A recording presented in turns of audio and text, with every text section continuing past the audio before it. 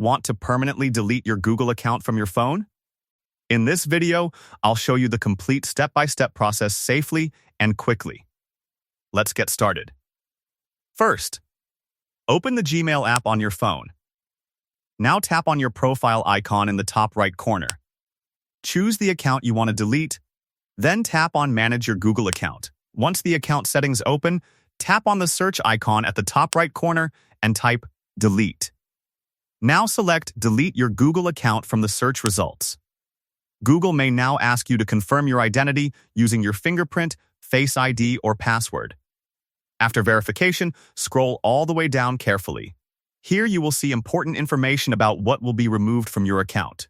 Now check both confirmation boxes to continue. Then tap on Delete Account. It may take a few seconds to process. Once completed, your Google account will be permanently deleted from Google services. And that's it. If this video helped you, don't forget to like, subscribe, and I'll see you in the next tutorial.